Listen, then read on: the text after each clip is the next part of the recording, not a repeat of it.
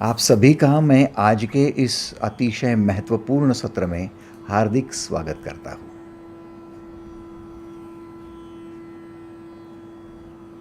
मानव धर्म और ईश्वर दर्शन दोनों एक ही सिक्के के दो पहलू हैं, एक दूसरे को पूरक है। जब तक धर्म की राह नहीं तब तक ईश्वर दर्शन नहीं, और जब तक ईश्वर दर्शन नहीं तब तक धर्म में अखंडता नहीं। इसीलिए जो लोग धर्म की राह चल रहे हैं, चलना चाहते हैं, उनको भगवान श्री चौथे अध्याय का गीता का अनमोल ज्ञान दे रहे, जो रहस्यमयी है।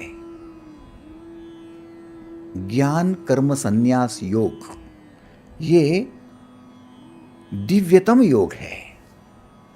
ये सभी के लिए नहीं है, गुप्त रखे जाने वाला योग है।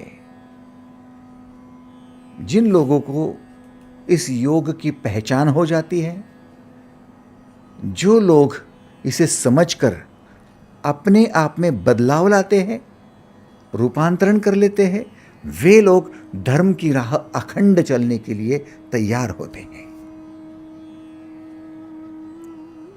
धर्म और उसकी पहचान, यदि आप सचमुच धर्म समझना चाहते हैं तो आपको वर्ण व्यवस्था समझनी होगी। हम लोग अपने आप को विविध वर्णों में, विविध जातियों में, विविध सांप्रदायों में बांट लेते हैं।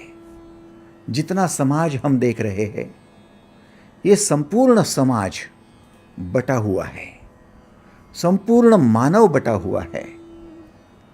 ये मानव जातियों में, धर्मों में, सांप्रदायों में, गुटों में बटा हुआ है।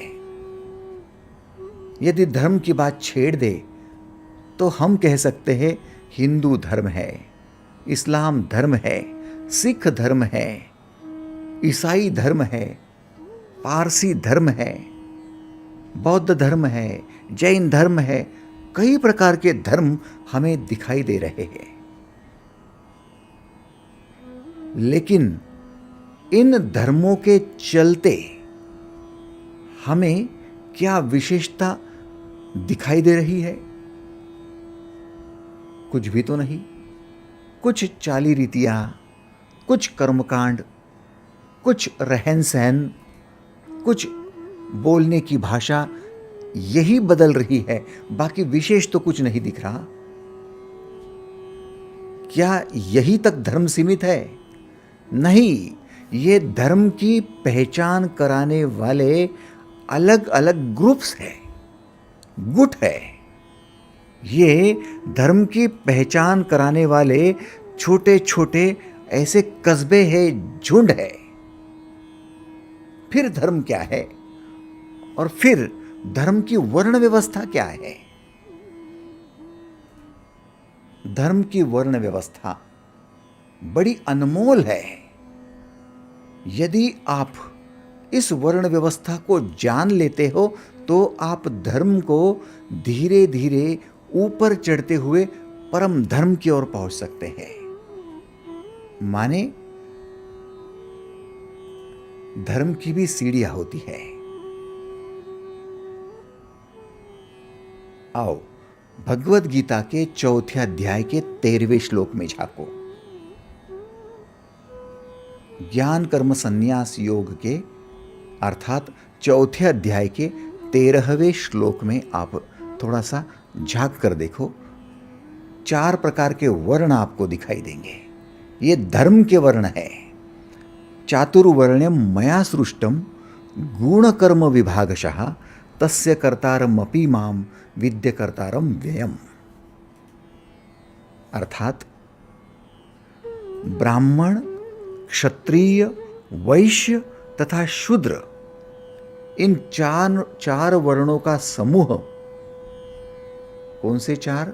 ब्राह्मण, क्षत्रिय, वैश्य तथा शूद्र, ये 4 वर्ण और इन 4 वर्णों का समूह कैसे पहचाना जाएगा? गुण और कर्म के विभाग द्वारा। लोगों के गुण क्या है, लोगों के कर्म क्या है, उसके माध्यम से ये विभाजित हो रहे हैं। चातुर्वर्ण्यम मया सृष्टम गुण कर्म विभागशः। गुण कर्म विभागशः। मनुष्य के गुण और मनुष्य के कर्म, इन दोनों के माध्यम से, पहचान से विभाग हो रहे हैं। 4 विभाग, ब्राह्मण, क्षत्रिय, वैश्य और शूद्र। तस्य कर्तारमपि माम विद्य कर्तारम व्ययम। इस प्रकार सृष्टि और रचना इत्यादि कर्म का कर्ता होने का पर भी मुझ अविनाशी परमात्मा को, परमेश्वर को तू वास्तव में अकर्ता ही जान। पहले तो सबसे पहली पंक्ति को समझ ले वे। चातुर्वर्ण्यम मया सृष्टम गुण कर्म विभागशः, अर्थात 4 प्रकार के वर्ण गुण और कर्म के विभाग द्वारा स्पष्ट हो रहे हैं।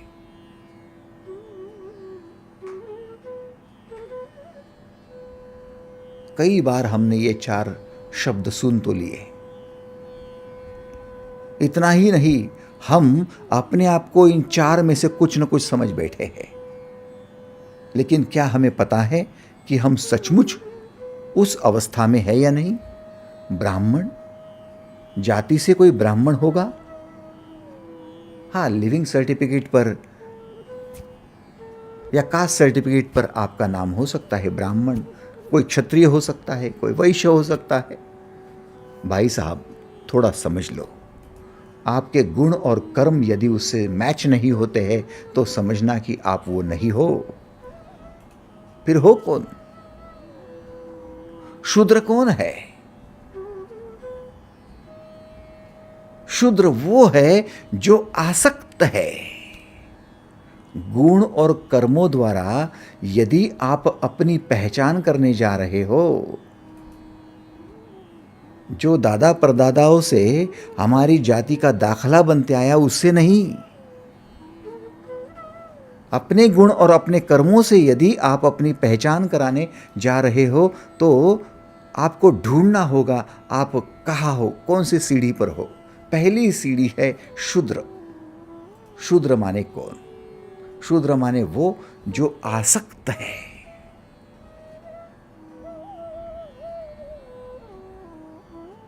क्या इसका मतलब हम ये समझे कि हम जीवन में जब जब शूद्र हो जाएंगे या फिर जब जब आसक्त हो जाएंगे तब तब शूद्र हो जाएंगे? जी हां, आप धन में आसक्त हो जाते हो, आप पैसे में आसक्त हो जाते हो, वस्तु में, व्यक्ति में आसक्त हो जाते हो, शूद्र हो गए आप। आपकी शूद्रता क्या है? जैसे जैसे आप आसक्त हो रहे हो वैसे वैसे आप शूद्र होते जा रहे हो।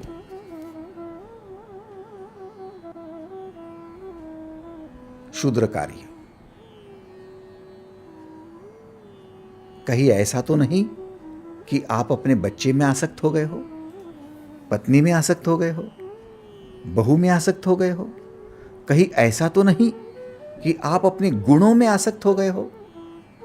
मैं बड़ा गुणवान हूं, बड़ा कर्मयोगी हूं, मैं गायक हूं, मैं खिलाड़ी हूं। आपको अपने ही गुणों का अहंकार हो गया है और उसमें ही आसक्त है, आपको बाकी कुछ नहीं दिखाई देता, आप शूद्र हो गए हो। थोड़ा ध्यान दें। जो व्यक्ति आसक्त हो जाता है वो अपने हाथ में आई हुई चीज छोड़ने को तैयार नहीं। छोटे बच्चे जिनके हाथ में मुट्ठी में कुछ आ जाए इतनी पक्के पकड़ लेते हैं, हालांकि उसका लाभ उनको होगा कि नहीं ये भी पता नहीं। छोटा सा बच्चा है और आपने उसको 10 रुपए की नोट हाथ में थमा दी, वो इतना पक्का पकड़ लेता है। आप कहते अरे फट जाएगी बेटा, दे दे, काम की नहीं है, दे दे। उसको कुछ नहीं समझता। आप जितना छुड़वाने की कोशिश करते हो उतना वो दबाते जाता है।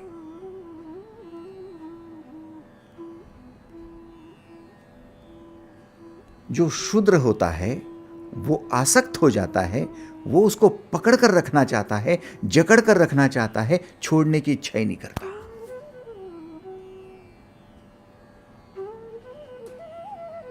कुछ लोग इतने आसक्त होते हैं, ना धन को छोड़ना चाहते हैं, मर जाएंगे लेकिन नहीं छोड़ेंगे, शूद्र ही मर गए।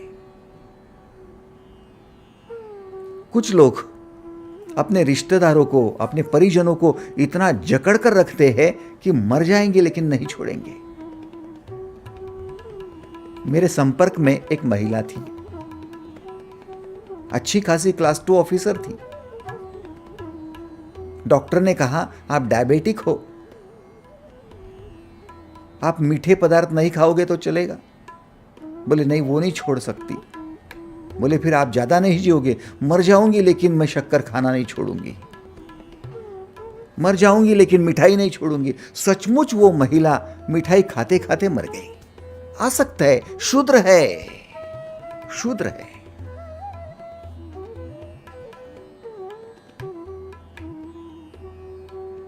कितनी आश्चर्य की बात है कि हम अपनी इस अवस्था को समझ नहीं पाते।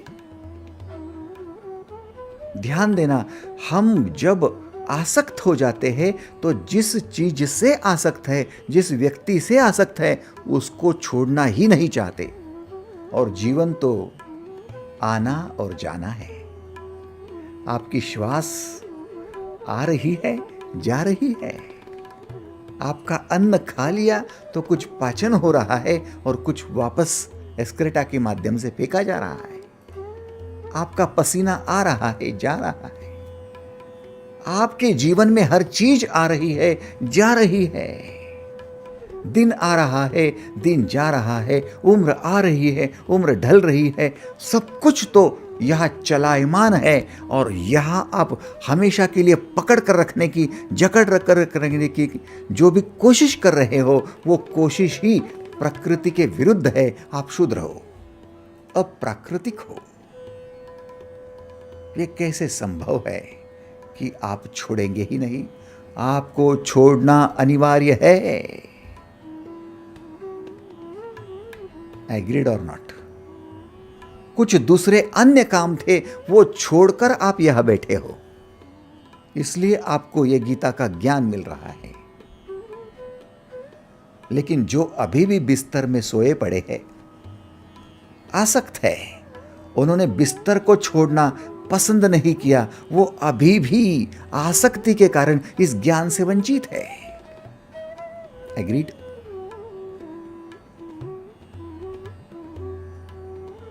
आसक्ति आपको चीजों को पकड़कर, जकड़कर रखना सिखाती है। मजबूर हो जाते हो आप। आसक्ति है। हर चीज में आसक्त होते हैं हम। कई बार हम देखते हैं, पैसे में है, धन में है, या फिर रिश्तेदारों में है, परिजनों में है, या फिर अपने गुणों में है, अपने कर्मों में है, या फिर अपनी भावनाओं में है, या फिर विचारों में है, या फिर अपनी कल्पनाओं में है।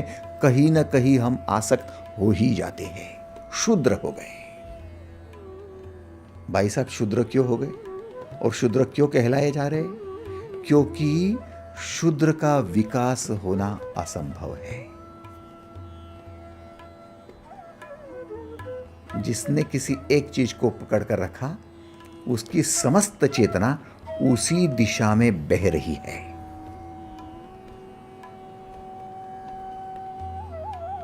उसी दिशा में। उसको इसके अलावा कुछ भी दिखाई नहीं दे रहा है। उसका फोकस वो बन गया है। तो जीवन के अन्य जो कर्तव्य है, अन्य जो कर्म है, ये सारे धरे के धरे रह जाते हैं। इसलिए शूद्र जीवन तो जीता है, लेकिन बगैर उन्नति के जीता है।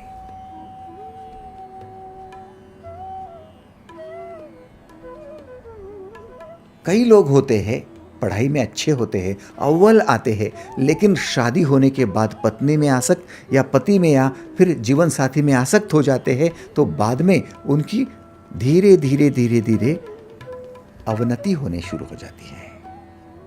कई लोग वहां तक भी ठीक होते हैं, बच्चे हो जाते तो बच्चे में इतने आसक्त होते हैं कि वो मान लीजिए अंधा हो जाते, उनको समझता ही नहीं कि क्या कर रहे हैं। जैसे गांधारी है, आसक्त है। आपके जीवन में फेल्यूअर्स कहां से आ रहे हैं? जहां से आपकी शुद्रता शुरू हो रही है। आपके जीवन में नेगेटिविटी कहां आ रही है? जहां से शुद्रता शुरू हो रही है।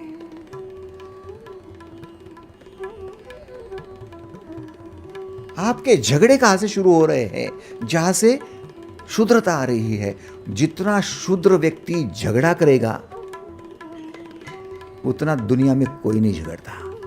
वो मुझे चाहिए, वो मेरा है, मैं नहीं दूंगा, मैं नहीं छोड़ूंगा, हो गए झगड़े। अशांति कहां से है? शुद्रता से है।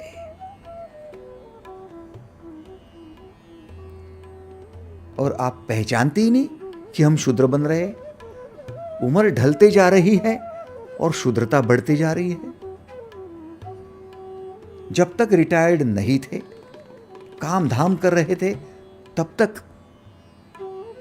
तक तो सभी को बांटते थे। लेकिन आज रिटायर्ड हो गए, बस इतनी ही पूंजी बची है, अब हमारा क्या होगा? अब क्या होगा? हम उस पैसे को पकड़ कर रखते हैं, जकड़ कर रखते हैं, उसको छोड़ना ही नहीं चाहते, घुट घुट कर जीना चाहते हैं, मर जाते हैं, लेकिन वह पैसा वैसा का वैसा रहता है। आपको पता है, जितनी शुद्रता ज्यादा उतना भय ज्यादा, क्योंकि भयभीत आदमी ही छोड़ना नहीं चाहता।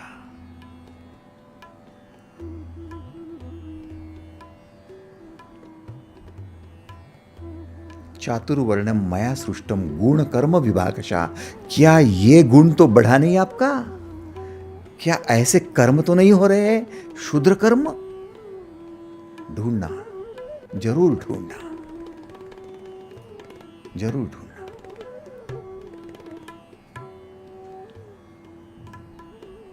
इसके आगे एक सीढ़ी ऊपर चढ़ो। एक सीढ़ी थोड़ा ऊपर चढ़ोगे तो आपको उपाधि मिलेगी, धर्म की दूसरी उपाधि मिलेगी, जिसका नाम है वैश्य। वैश्य का मतलब क्या? मैं आसक्त तो हूं, लेकिन इतना भी आसक्त नहीं हूं कि सब कुछ बटोर लूं, सब कुछ अकेले हड़प लूं। दुर्योधन के भांति सब कुछ अकेले को ही चाहिए, ऐसा नहीं। मेरे पास जो है मैं किसी और को भी दे दूं, उनको भी शेयर करूं, उनको भी बांटूं, थोड़ा सा त्याग कर लूं। हो गया वैश्य। वैश्य का मतलब लेना देना जानता है वो, जिसको कहा गया व्यापारी, जिसको कहा गया व्यवहारी। व्यवहार कौन करता है? जो लेता है और बदले में उसी तुलना से देता है। जितनी प्रमाण में लेता है उतनी प्रमाण में देता है, उसे कहते व्यापारी, उसे कहते व्यवहारी। तो भाई, मैंने लिया, मैंने रखा, मैंने पकड़ा और मैंने दिया, वैश्य हो गए।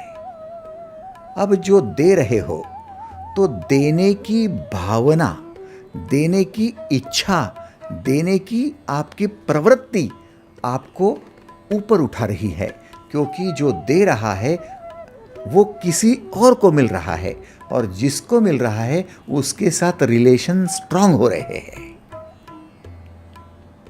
जिसको दिया जा रहा है उसके साथ रिलेशन स्ट्रांग हो रहे हैं, जिसको दिया जा रहा है उसकी मदद हो रही है, जिसको दिया जा रहा है उसके साथ सहकार्य हो रहा है, जिसको दिया जा रहा है उसको दान मिल रहा है, और बदले में वो आपके साथ जुड़ना चाहता है। आप जितने शुद्र हो जाते हो, पकड़कर कस कर रखना चाहते हो, किसी को और को शेयर नहीं करना चाहते, देना नहीं चाहते, तो सब आपसे दूर भागते हैं। ये शूद्र है, देता वेता कुछ नहीं है, इसलिए आपके साथ रिलेशंस नहीं होंगे। शूद्र के साथ कोई खड़ा नहीं होगा। लेकिन वैश्य के साथ अब रिलेशंस डेवलप हो जाएंगे। एग्रीड? आप देख रहे हो आपके समाज में, आपके परिवार में, आपके पड़ोस में, आपके रिश्तेदारों में ऐसे कई लोग होते हैं जो शूद्र भी दिखाई देते हैं और कुछ लोग आपको वैश्य भी दिखाई देते हैं। दोनों में से आप प्रिफर किसको करेंगे? सोचो तो। खुशियां किसके साथ मिलती है? रिश्ते किसके साथ जोड़ना चाहते हो? किसके साथ आपको अनुभूति आती है? नहीं भैया, यहीं पर हम फिर आएंगे, आप नहीं बुलाएंगे फिर भी आएंगे। पता है कि वहां पर वैश्य है, लेकिन शूद्र 10 बार बुलाए तो ना आऊं। दुर्योधन ने न्योता दिया था श्री कृष्ण को कि आओ मेरे घर पे आओ, पंच पकवान, 56 भोग, सब कुछ आपके लिए तैयार है। कृष्ण ने कहा नहीं, भूख नहीं है, नहीं गए। और उधर विदुर काका को कहा, विदुरायन घर पे है ना? बोले है। बोले मैं जाता हूं, बड़ी भूख लगी है, बड़ी भूख लगी है। जब कहते हैं विदुरायन के घर पे पहुंचे और कहा काकी बड़ी भूख लगी है, दरवाजे से ही जोर से, बड़ी भूख लगी है। बोले क्या करूं, विदुर तो नहीं है, अभी सब्जी वब्जी सब कौन लाएगा? बोले मुझे नहीं मालूम, जो है वो खिलाओ। फल फ्रूट कौन लाएगा? आपके लिए 56 भोग कौन बनाए? मुझे नहीं मालूम, वो बड़ी भूख लगी है। जहां पर 56 भोग तैयार है वहां खाने को तैयार नहीं, यह विदुरायन को कहते जो है वो दो, आप भी दो, इसी समय दो। बोले बस केला पड़ा हुआ है, बस केला ही खाना है। जहां स्नेह है, जहां देने की प्रवृत्ति है, स्वभाव है, वहां वैश्य रहता है, वहां पर लेन देन होता है, वहां पर स्नेह बढ़ता है, वहां पर श्री कृष्ण एक केला खाकर भी तृप्त होते हैं। मैंने तो यहां तक सुना है कि भगवान श्री ने केले के छिलके खाए और जो केले थे वो विदुर के लिए छोड़ दिए, ये विदुर काका को खिला देना। एनीवे, बात बड़ी रोचक है। आप अपने जीवन में शूद्र ही बने रहोगे या फिर वैश्य भी बनना चाहोगे? चातुर्वर्णम मया सृष्टम गुण कर्म विभागशः, ये 4 वर्ण, आप कहीं भी बैठो, अधिकार आपको है। कुर्सी आपके लिए है, बिल्कुल अदृश्य कुर्सियां है। यह भी हो सकता है कि वैश्य से सांप सीढ़ी के भांति नीचे उतर जाए तो शूद्र भी हो जाए, और सांप सीढ़ी के भांति ऊपर भी चढ़ जाए, इच्छा आपकी।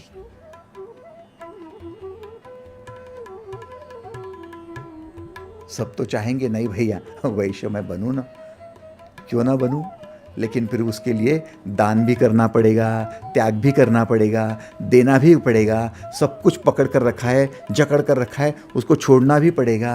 कब तक बच्चे को अपने पल्लू से बांध कर रखोगे? थोड़ा बहू के अधीन भी तो करके देखो। माताजी छोड़ो ना बेटे को, इतना आसक्त न हो जाओ।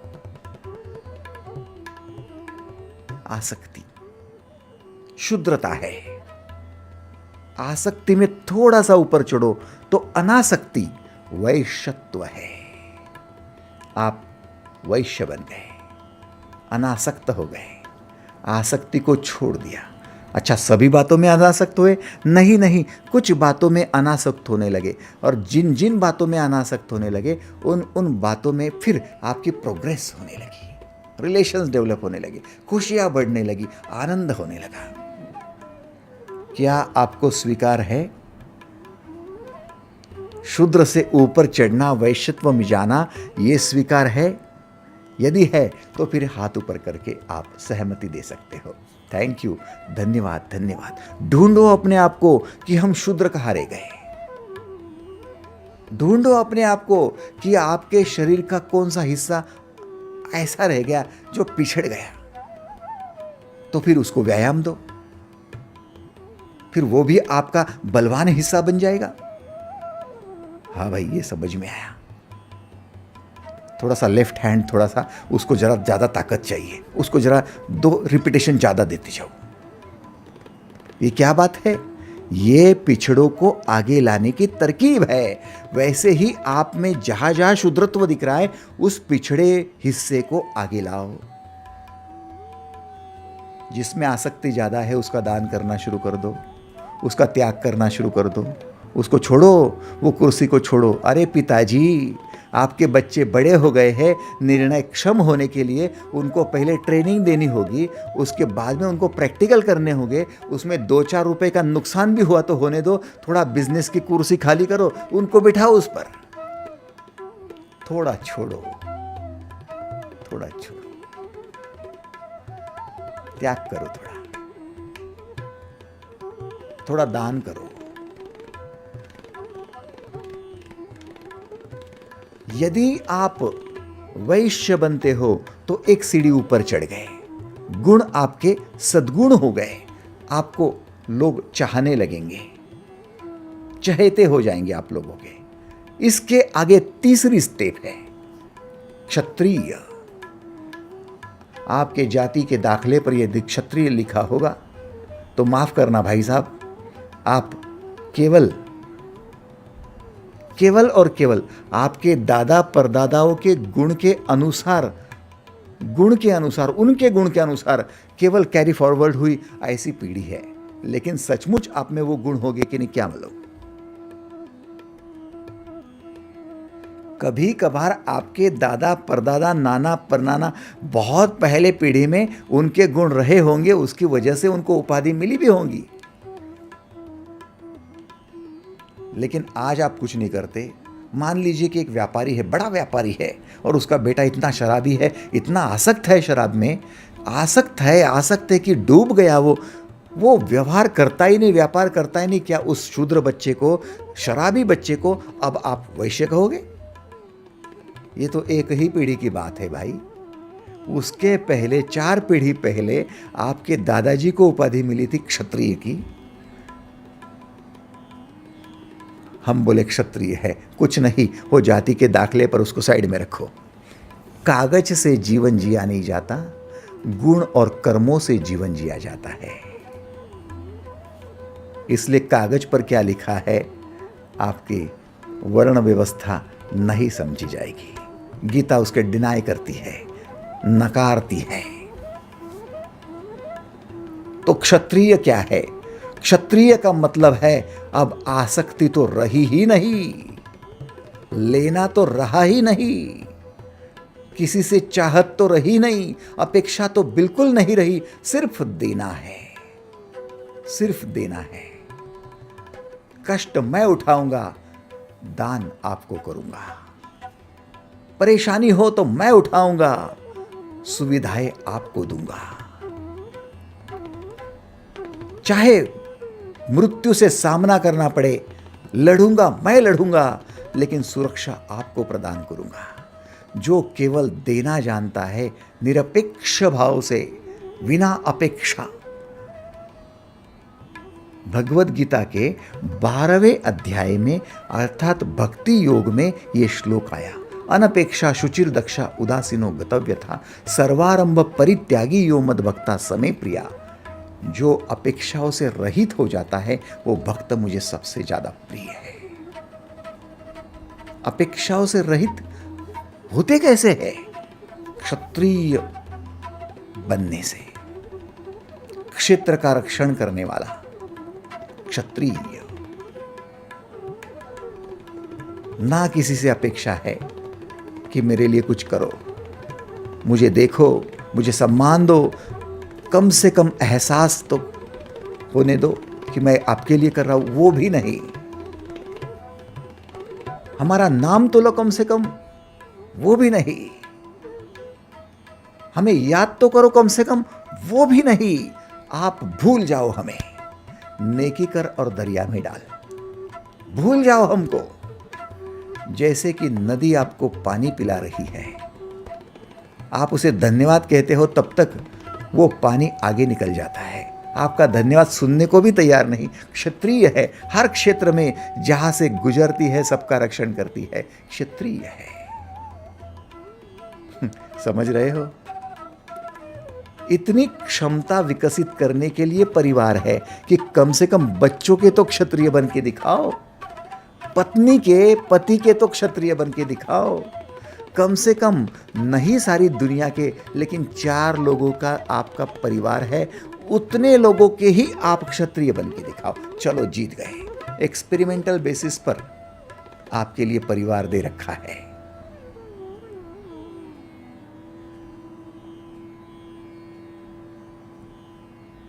सोचो, जो शूद्र होता है वो केवल मांगते रहता है हाथ पसार कर, दे दो दे दो दे दो दे दो, भिखमंगे के भांति। तू सुख दे दे, तू पैसा दे दे, तू मान दे दे, तू सम्मान दे दे, तू सब कुछ दे दे।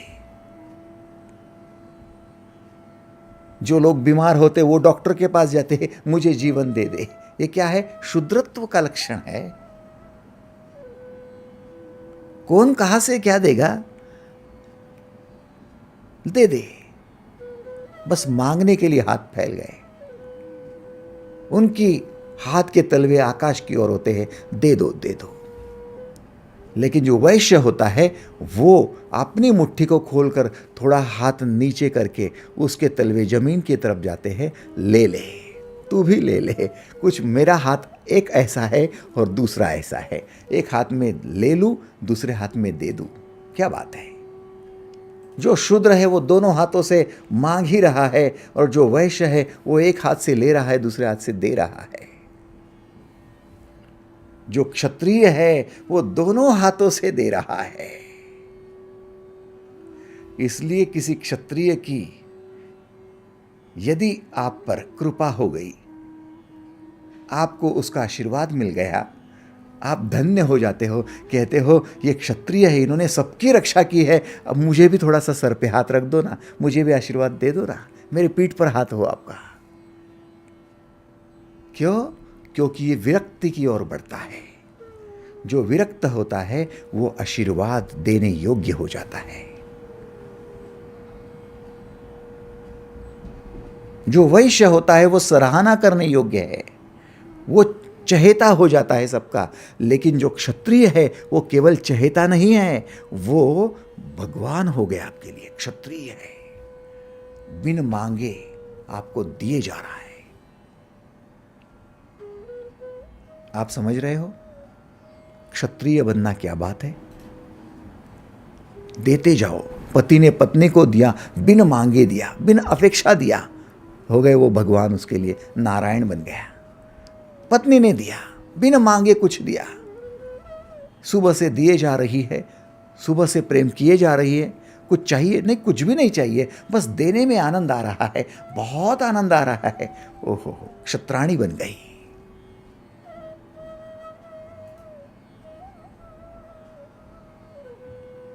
आज तो फिर सब दे ही रही हो तो आशीर्वाद भी दे दे, कृपा भी कर दे। क्या बात हो गई भाई साहब? आप अपने जीवन में क्षत्रिय बनना पसंद करोगे या नहीं, आप पर डिपेंड है। लेकिन यदि क्षत्रिय बनना है तो केवल हाथ ऊपर करने से नहीं चलेगा, आपका सर भी फक्र से ऊपर होगा। ऐसे आपको कर्म करने होंगे, और वो कर्म होंगे देने के कर्म। त्याग भी करो, दान भी करो, पुरुषार्थ भी करो, रक्षण भी करो, सब कुछ करो बिन अपेक्षा, निष्प्रहता से।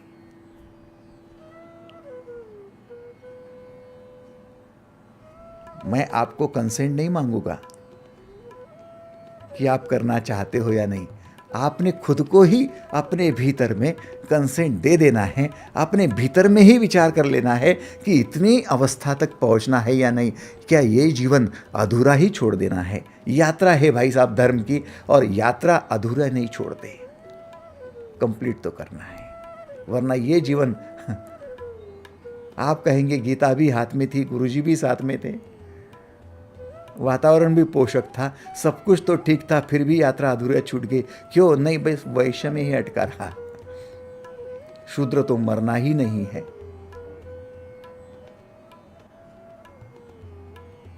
जब जन्म होता है तो बिल्कुल शूद्र ही तो है। क्या है जन्म होते हुए? बस हाथ पसारना है और सबको मांगना ही है। लेकिन मरते हुए भी मांग ही रहे हैं। जन्म हुआ तब मांग रहे थे, चलो ठीक है कि बुद्धि का विकास नहीं था, शरीर का विकास नहीं था, चलो समझ, लेकिन मर रहे हैं फिर भी मांगे जा रहे। शूद्र शूद्र जन्मा और शूद्र मर गया, पूरे फेल्यूर है। नहीं, शूद्र जन्मा और वैश्य तक गया, चलो कुछ कुछ कुछ कुछ एवरेज स्टूडेंट है। नहीं, क्षत्रिय बनकर मृत्यु हो रही है। डिस्टिंक्शन में आ गए,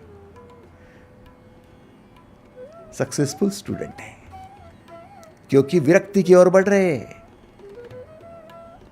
जो वैश्य है वो अनासक्ति की ओर बढ़ रहे हैं, उससे आगे विरक्ति की ओर बढ़ने वाले ये क्षत्रिय है। और यदि आप उसकी ऊपर और एक कदम, एक सीढ़ी चढ़ना चाहते हो तो वो सीढ़ी है ब्राह्मण बनने की। क्या है ब्राह्मण? ब्राह्मण का मतलब है मैं केवल क्षेत्र का रक्षण ही नहीं करूंगा, केवल देते ही नहीं जाऊंगा, मैं निर्माण भी करूंगा, निराकार से साकार भी करूंगा। मैं क्रिएटर बनूंगा, मैं निर्माता बनूंगा, मैं सृजन करूंगा, मैं सृजन करने वाला ब्रह्मा बन जाऊंगा। अहम ब्रह्मास्मि, ब्राह्मणत्व है।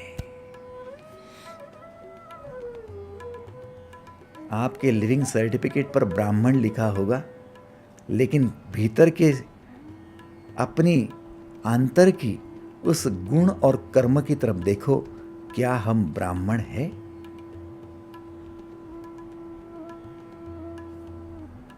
आप क्या भोजन करते हो इसको इतना मतलब नहीं है। आप किन लोगों में रहते हो उसका उतना मतलब नहीं है। आप किस गुण से और किस कर्म से अपने आप को जीवन में प्रकट कर रहे हो, इसको बड़ा मतलब है। ब्राह्मण बन जाओ, ये चौथा पड़ाव है।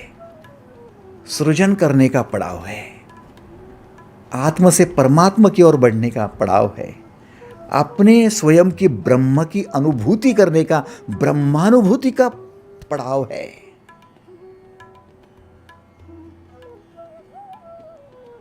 भाई साहब, सब कुछ आपके हाथ में है। आपको क्या बनना है आप सोचो। और केवल बनना नहीं है, उसे मेंटेन भी करना है। जैसे मकान बना तो लिया, लेकिन मकान को मेंटेन कौन करेगा?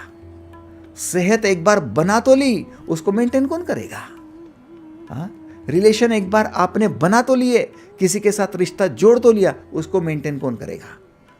भाई हमको ही करना पड़ेगा। हाँ, मेंटेनेंस एक लंबी यात्रा है।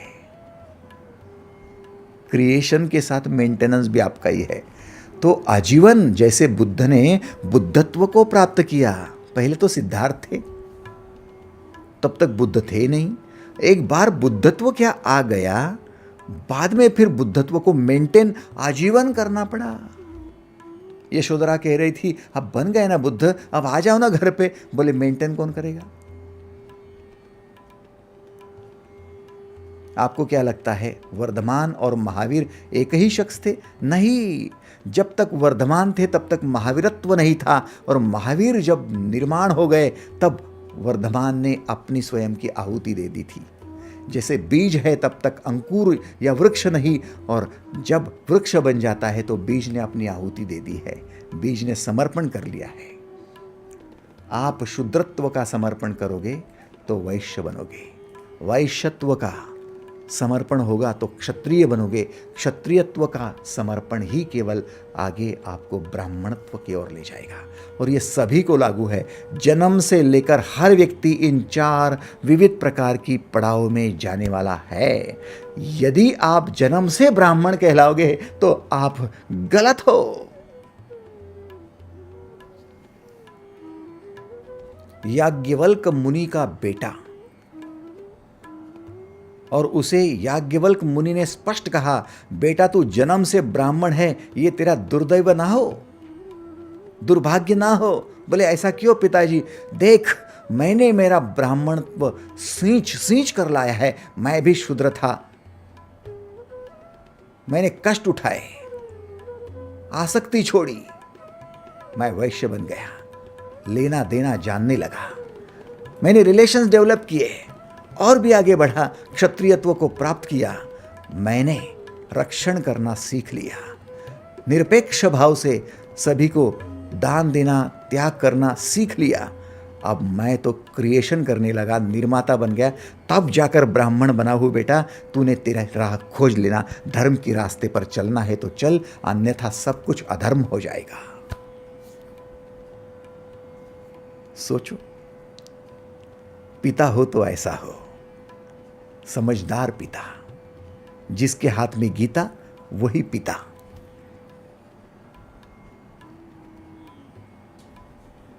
फिर से दिलाओ याद, जिसके हाथ में गीता वही केवल पिता।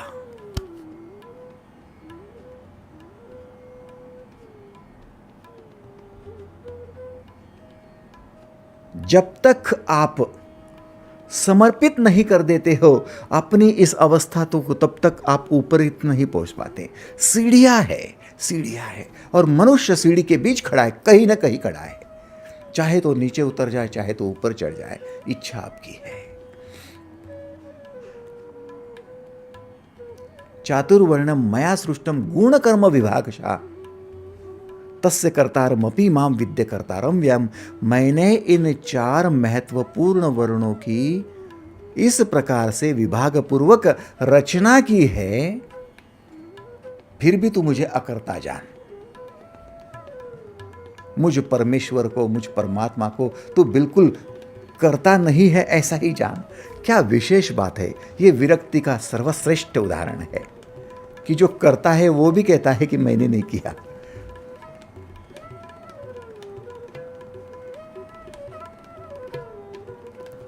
आप हमेशा 2 नाम लेते हो भगवान के, एक भगवान को परमात्मा कहते हो, दूसरा परमेश्वर कहते हो। क्या फर्क है? परमात्मा और परमेश्वर में क्या फर्क है? फर्क, बुनियादी फर्क है ये फर्क कि परमात्मा निर्गुण और परमेश्वर सगुण रूप में है। परमात्मा माने ऊर्जा, जो सभी तरफ ऊर्जा फैली हुई है और ऊर्जा के बदौलत सब कुछ घटते दिख रहा है। ऊर्जा की वजह से सूर्य है, ऊर्जा की वजह से चंद्र है, पृथ्वी है, ऊर्जा की वजह से जीव है, जंतु है, कीट है, पतंग है, मनुष्य है। ऊर्जा की वजह से सब चहल पहल है। तो जिस ऊर्जा की वजह से हो रहा है उस ऊर्जा के कोई गुण नहीं है, निर्गुण है, दिखती भी नहीं है, अदृश्य है, सनातन है, पहले से है, अनादि है, अनंत काल तक है। वो परमात्मा, परम में विराजमान और सभी को प्रकाशित करने वाला निर्गुण ऐसा वो परमात्मा। और परमेश्वर सभी में जो गुण रूप से प्रकट होता है वो परमेश्वर, सगुण रूप से प्रकट होता वही है, उसे परमेश्वर। तुझं सगुण म्हणू की निर्गुण रे, सगुण निर्गुण एक गोविंदु रे। बड़ा सुंदर है, ये संत का वचन है। तुझे सगुण कहूं या निर्गुण कहूं, दोनों भी तो गोविंद है रे।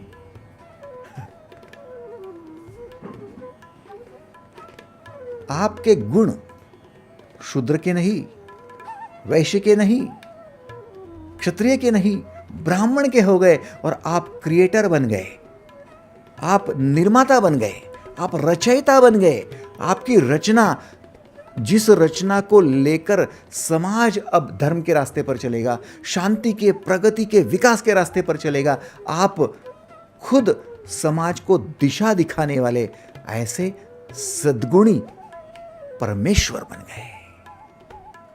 कृष्ण कहते हैं, मुझ परमेश्वर को या फिर मुझ परमात्मा को, तुझे परमात्मा समझना है तो समझ, परमेश्वर समझना है तो समझ, तू दोनों समझता है तो दोनों समझ, मुझे तो अकर्ता ही जान। क्या बात है।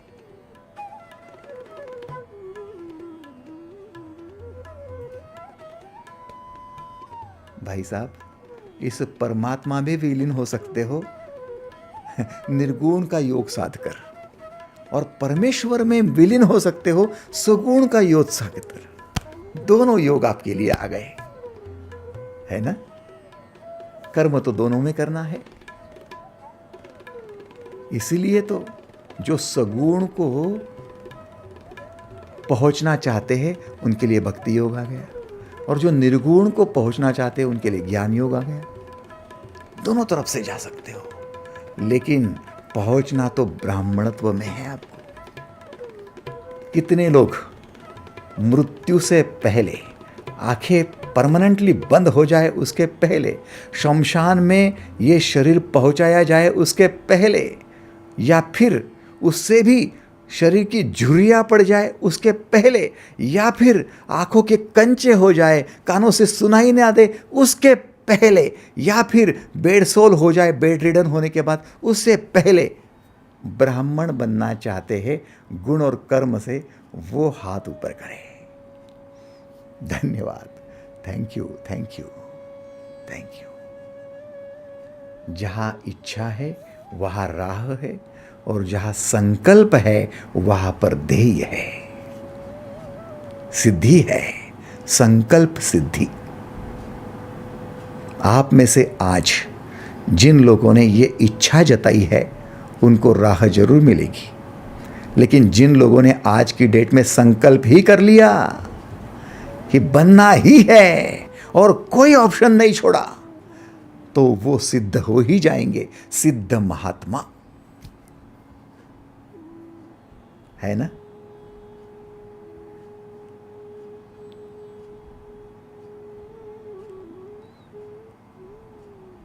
भगवान श्री कितनी आनंद पूर्वक ये बातें दे रहे। हमें पता तक नहीं था कि ये ज्ञान इतना गुह्य है। हाँ, इतना ही गुह्य है, और इसकी पूर्णाहुति कैसे हो रही है, अगले श्लोक में चलो। भगवत गीता के 4 अध्याय के 14वें श्लोक में एंट्री करो। अब थोड़े कंसंट्रेशन ज़्यादा, क्योंकि बहुत रहस्यमयी बातों का उद्घाटन करने जा रहे भगवान। 4 अध्याय के 14वें श्लोक में, नमाम कर्माणि लिम्पन्ति न मे कर्म फले स्पृहा इति माम यो भिजानाति कर्म भिर्न स बध्यते। अर्थात कर्मों के फल में मेरी स्पृहा नहीं है, माने इच्छा नहीं है, इसलिए मुझे कोई भी कर्म लिप्त नहीं करते, अर्थात मुझे कर्म का बंधन नहीं होता। ऐसा जो तत्व से जानते हैं उनको भी कर्म का बंधन नहीं होता। नमाम कर्माणि लिम्पन्ति न मे कर्म फले स्पृहा, मेरी कोई कर्म के फल में इच्छा नहीं, आसक्ति नहीं, किसी प्रकार की स्पृहा नहीं, इसलिए मुझे कर्म का कोई बंधन नहीं। ऐसा जो तत्व से जानते हैं वे लोग कर्म बंधन से मुक्त हो जाते हैं। अब विशेष बात है, देखो, भगवान ये कह रहे हैं कि मुझे कर्म के फल में किसी प्रकार की आसक्ति तो है ही नहीं, लेकिन इच्छा भी नहीं है, लिप्त भी नहीं होता। ये क्या बात है? स्पृहा नहीं है, इच्छा नहीं है। हम कर्म में या तो कर्म के फल में या तो आसक्त हो जाते हैं, या तो कम से कम इच्छा तो भी रखते हैं कि देखो मिला तो मिला, करने का कर्म तो कर रहा हूं, देखो मिला तो मिला, वो इच्छा है। मिला तो मिला, ये भी इच्छा है ना। पति की इतना सेवा कर रही हूं, देखो इच्छा होगी तो कुछ करो, हमारे लिए भी कुछ करो। ऐसा कोई जरूरी नहीं है, लेकिन करो करो। ये क्या हो गया? आसक्ति जरूर नहीं है, लेकिन इच्छा तो है। भगवान कहते हैं मेरी इच्छा भी नहीं है, चल, स्पृहा भी नहीं है। और ये जो तत्व से जानता है, अब तत्व की बात आ गई, मैं तत्व समझाऊंगा। आप तत्व क्या है? तत्व व्यक्ति विशेष के परे है, और तत्व यदि समझने जाओ तो फिर आपको पता चलेगा कि मनुष्य की भी किसी फल में स्पृहा या इच्छा कब होती है और कब मनुष्य कर्म करता है लेकिन इच्छा नहीं होती। ध्यान दो, इस वाक्य की तरफ ध्यान दो, थोड़ी सी बारीकाई से सुनो। जब तक मनुष्य स्वस्थ होता है, जब तक मनुष्य स्वस्थ होता है, शारीरिक रूप से हो या मानसिक रूप से या बौद्धिक रूप से, मनुष्य जब तक स्वस्थ होता है तब तक मनुष्य को कर्म के फल की इच्छा नहीं होती। और मनुष्य जब रुग्ण हो जाता है तब कर्म के फल की इच्छा करने लगता है। यह क्या रहस्यमयी बात है। जी हां, जी हां,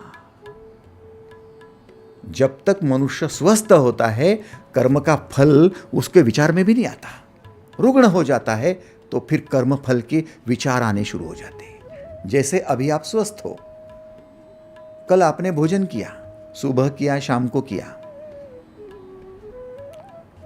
कल आपने ब्रेकफास्ट किया, सुबह किया, शाम को किया। जब भी आपने स्वस्थ होने पर जो भोजन किया, तो भोजन के बाद में मेरा स्वास्थ्य और अच्छा होना चाहिए, ऐसा विचार किया। आपने बिना विचार के भोजन कर लिया।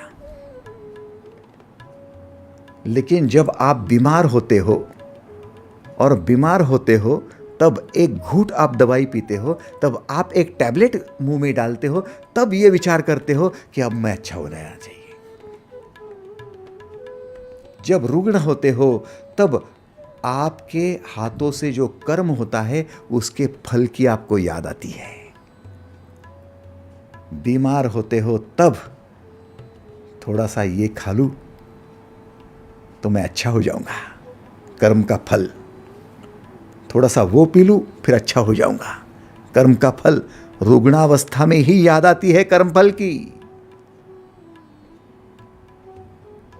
एग्रीड और नॉट, कितने लोगों को ये मान्य है? देखो, थोड़ा सोचो, थोड़ा सोचो। कई बार आपने ये अनुभव किया है कि जब जब आप बीमार थे तब तब आप जो खा रहे थे, जो पी रहे थे, उसका रिजल्ट आना चाहिए ये अपेक्षा कर रहे थे। लेकिन जब स्वस्थ थे तब रिजल्ट की अपेक्षा किए बिना ही खा रहे थे। कर्म तो हो रहा था लेकिन बिना अपेक्षा के हो रहा था।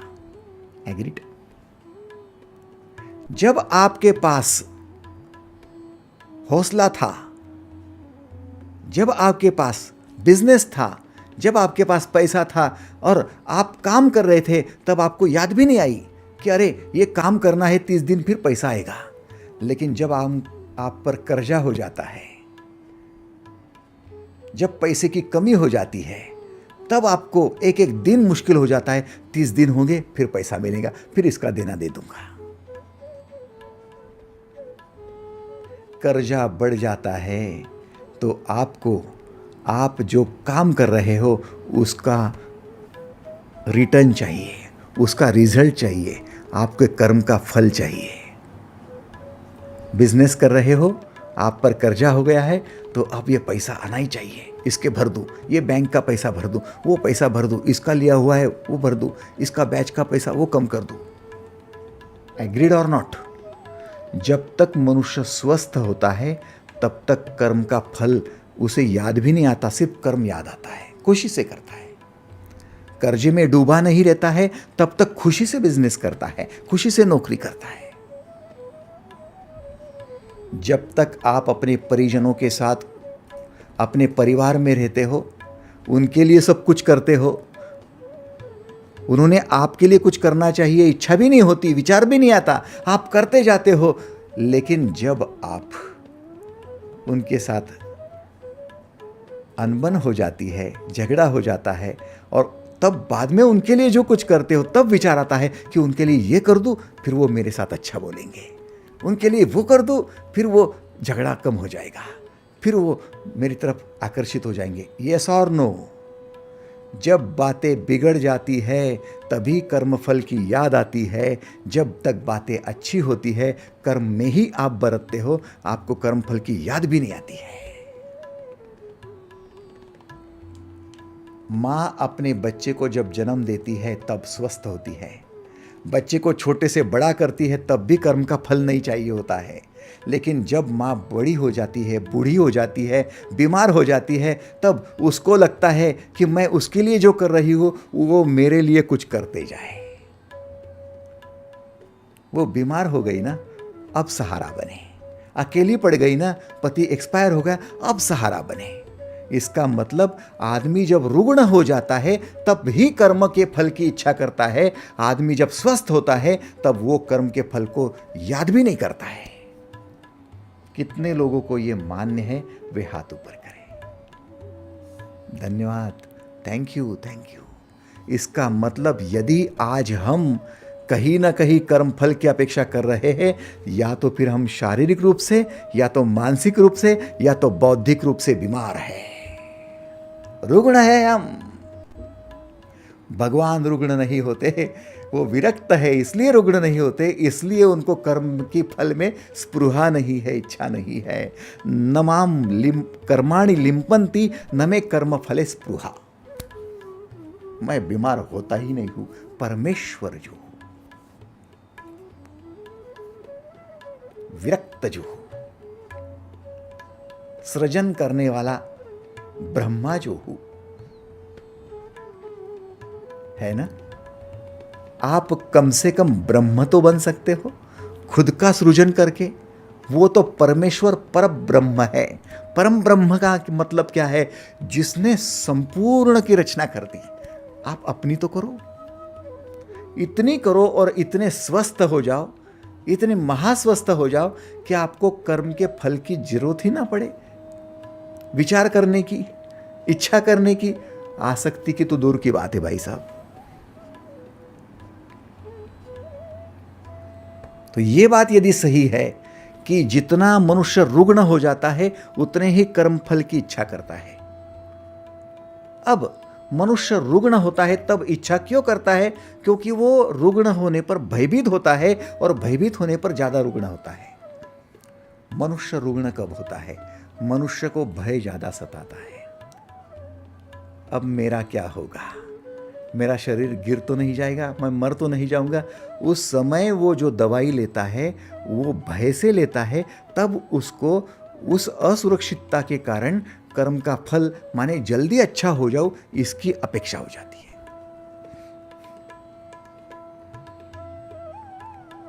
जब कर्जे में डूबता है तब ये पैसा सही जगह लगे और इससे मेरा काम हो जाए, ये उसको इच्छा ज्यादा हो जाती है, उसको भय ज्यादा होता है। कर्जे में डूब गया तो भयभीत हो गया, बीमार पड़ गया तो भयभीत हो गया, रिश्तों में दरार आ गई तो भयभीत हो गया। एग्रीड और नॉट?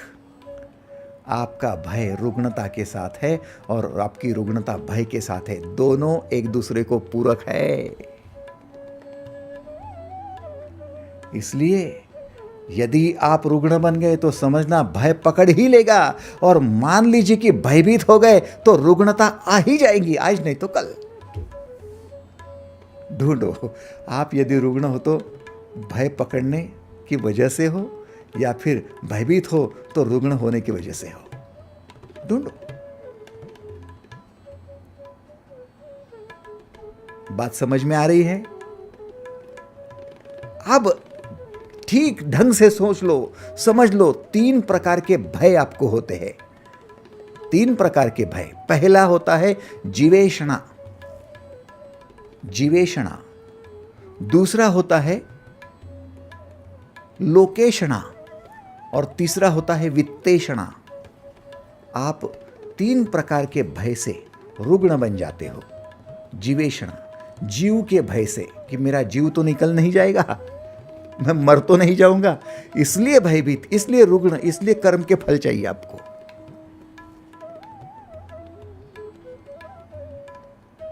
जितना अपने जीव को बचाना चाहते हो, लेकिन जब हट्टे कट्टे हो, मस्त घूम रहे हो, कौन बचाना चाहता है? तब तो आप ऐसी विविध प्रकार की एक्टिविटीज कर जाते हो जैसे सोचेगा भी नहीं कोई, है ना। स्कूबा डाइविंग करना, पैराग्लाइडिंग करना, ऊपर से छलांग मारना, ये सब आपने किया, आपको याद आते ही आप डर जाते हो, बाप रे ये मैंने किया है। आप ही 100 की स्पीड से गाड़ी चलाकर आज बूढ़े हो गए हो, मैंने चलाई है।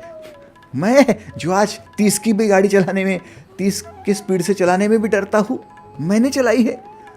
आपकी जीवेशना बढ़ गई है। आप अपने जीव को धोखे में समझ रहे हो, असुरक्षित समझ रहे हो, इसलिए आज डर रहे हो। एक सीढ़ी से भी छलांग लगाने को डर रहे हो, जिसने 5 सीढ़ियों से छलांग लगाई थी। आप समझ रहे हो जीवेशना? जीव का भय हो गया आपको। वैसा ही लोकेशना, लोगों का भय हो गया आपको। ये क्या कहेगा, वो क्या कहेगा, वो क्या कहेंगी, इसने क्या कहना, वो अप्रिशिएट करेंगे कि नहीं, ताली बजाएंगे कि नहीं, वो नाम लेंगे कि नहीं, कि वो गालियाँ देंगे, सराहना करेंगे कि नहीं, कि वो द्वेष करेंगे, वो छोड़ तो नहीं जाएंगे। मेरी तरफ कौन होगा, मेरी तरफ कौन देखेगा। जितने आप डर जाते हो, भयभीत होते हो, उतना लोगों के लिए करने की इच्छा करते हो और लोगों से प्राप्त करने की इच्छा होती हो गई आपकी लोकेशना। डरपोक हो गया भाई साहब, डर गए। लोकेशना,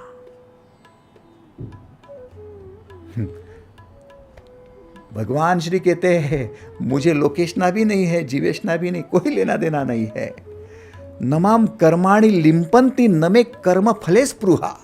मुझे कर्म के फल की इच्छा भी नहीं है, स्पृहा भी नहीं है, विचार भी नहीं है, क्योंकि मैं लोगों के लिए करता भी नहीं हूं।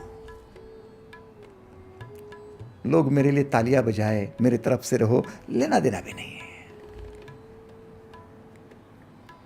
कृष्ण ने बांसुरी लोगों के लिए नहीं बजाई कि आज मैं ये स्वर बजा रहा हूं, आज मैं ये अलंकार गा रहा हूं, मैं फलाना कर रहा हूं, कोई लेना देना नहीं है। बजाए तो लोग आए, ना आए तो आए, कुछ भी नहीं। नृत्य किया, लोग आ गए, लोगों के लिए नृत्य नहीं किया। लोकेशना, भयभीत हो जाते हो, रुग्ण हो गए हो। तीसरी है वित्तेशना। आपका वित्त खत्म हो जाए, आपका धन खत्म हो जाए, आपका पैसा खत्म हो जाए, फिर कोई नहीं बचेगा। मेरे पैसे का क्या, मेरा क्या, मेरे बुढ़ापे का क्या, मैं अकेले पड़ जाऊं। आप ट्रॉमा में जा रहे हो, भयभीत हो रहे हो, ये वित्तेशना है। उतना आपको रिजल्ट चाहिए। रिजल्ट की अपेक्षा उन्हीं को है जो भयभीत है, वे ही है जो रुग्ण है, जो असुरक्षित मानते हैं खुद को। बचना है या नहीं? कितने लोग इस भय से बचना चाहते, असुरक्षितता की भावना से बचना चाहते और ये कर्म फल से बचना चाहते, वे हाथ ऊपर करें। Thank you, thank you. बस उपाय एक ही है, उपाय एक ही है, जिसका नाम है आत्मभान। इति माम यो भिषानाति कर्म भिर्न सब बध्यते।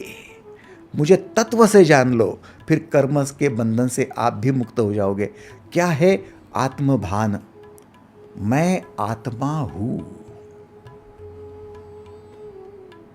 ये भान, ये याद खुद को दिलाओ। मैं आत्मा हूं, मैं ऊर्जा हूं, इसलिए मैं सब कुछ कर सकता हूं, हर हाल में कर सकता हूं। Yes I can, because I am soul, I am soul energy. आत्मभान रखो तो आत्मविश्वास बढ़ेगा, आत्मविश्वास बढ़ेगा तो ही आत्म साक्षात्कार होगा। फिर आप कर्म के बंधन से मुक्त हो जाओगे, तब तक नहीं। हम भूल जाते हैं, अपनी ऊर्जा को भूल जाते हैं, जो ऊर्जा अक्षय भंडार है, कभी खत्म न होने वाली है। तब हमें लोग दिखाई देते हैं। ऊर्जा की जगह लोगों को देखना, ऊर्जा की जगह पैसे को देखना, ऊर्जा की जगह जीव को देखना, यह सब मूर्खता है। ऊर्जा को देखो तो ऊर्जा प्रधान हो जाओ, आत्म प्रधान हो जाओ। आत्म प्रधान होना आत्मभान बढ़ाने से होगा। इसलिए मराठी में कहते भानावर ये रे बाबा, मीन्स आत्मभान रखो तो आत्मविश्वास भी बढ़ेगा। सोचो ना, शिवाजी महाराज कद कितना था, कद काठी से तो छोटे थे, अब जल खान इतने बड़े। तो लोगों को देखकर नहीं डरना है, शाहिस्ते खान को देखकर नहीं डरना है, अब जल खान या फिर औरंगजेब को देखकर नहीं डरना है, आदिल शाह से नहीं डरना है। डरने की जरूरत ही नहीं है, क्योंकि आत्मभान है। जिसका जिसका आत्मभान है वो अपनी ऊर्जा को प्रदान करता है।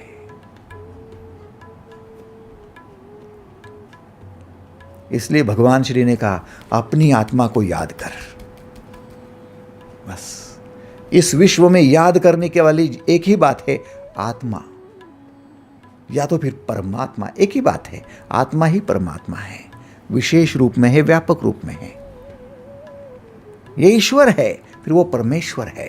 ईश्वर परमेश्वर याद करने जैसा है, बाकी किसी को याद मत करो, किसी को भी नहीं। आत्मभान है तो आत्मविश्वास है, आत्मविश्वास है तो आत्म साक्षात्कार है, आत्म साक्षात्कार है तो फिर फल में स्पृहा नहीं है, कर्म फल में स्पृहा नहीं, तो कर्म किए जाओगे, कर्म किए जाओगे तो फिर आपके माता पिता परिजन पड़ोसी समाज सबके लिए अपने आप सब कुछ मिलता जाएगा।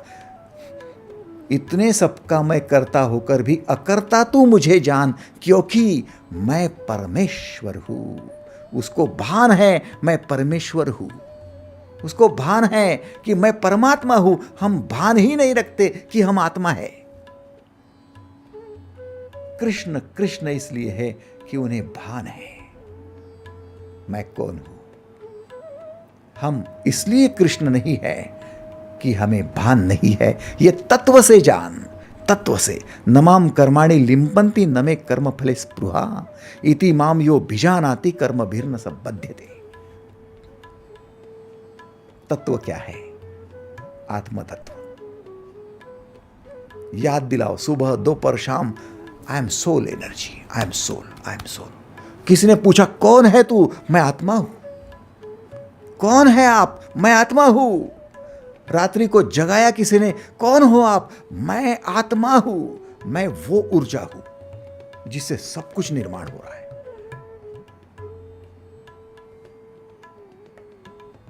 धीरे धीरे आप स्टेबल हो जाओगे, स्वस्थ हो जाओगे, और जो स्वस्थ होता है वही शूद्र से वैश्य, वैश्य से क्षत्रिय, क्षत्रिय से ब्राह्मण बन सकता है। स्वास्थ्य ही आपको ब्राह्मण तक ले जाएगा। अन्यथा जितने आप शूद्र बनोगे आसक्त ही रहोगे, आसक्त बनोगे उतने शूद्र ही रहोगे। आप कभी भी परमेश्वर तक नहीं पहुंच सकते। शूद्र को एंट्री नहीं। इस समाज को यह समझा ही नहीं कि हमारे ऋषि मुनियों को क्या कहना था। उन्होंने कहा शूद्र को मंदिर में एंट्री नहीं। अरे तुझे मालूम है क्या शूद्र को कहा एंट्री नहीं? शूद्र को परमात्मा परमेश्वर के पास एंट्री नहीं, क्योंकि वो आसक्त है। ईंट मिट्टी पत्थर के मंदिर का इससे कोई संबंध नहीं है। ये चमड़ी के शरीर से भी संबंध नहीं है। संबंध आपके गुण और कर्म से है।